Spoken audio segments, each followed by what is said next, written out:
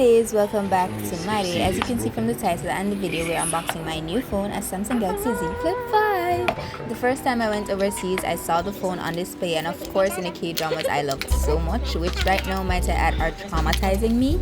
Anyway, I couldn't afford it, so I bought a Samsung Galaxy A32 5G and have been using that. It kept shutting down though, so I was complaining on my status just in case anyone was calling me and couldn't reach me.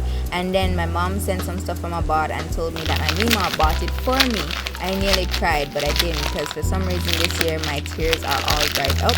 I ordered 3 cases for the phone, and of course since it's been like 3 months later, let me give you a review of them. The purple one is cute, but it dirties easily, and it still looks dirty even when I wash it. The purple case matches the purple phone, so it was a whole vibe, honestly. I love the phone itself endlessly, especially because my Mima got it for me. The black one is also cute. I love the beads, and I say loved because the beads popped while I was laying in bed one night doing nothing. Even before the beads didn't pop off, it was honestly getting in my way, and then now that I took off the thing with the beads on it, it's still getting in my way, so I'm just gonna switch back to the purple case really, because you know, that's more convenient.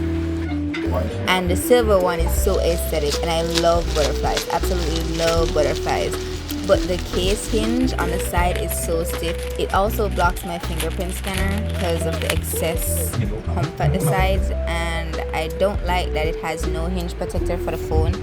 It was a letdown really, but cute to look at. And that will be all. Bye bye.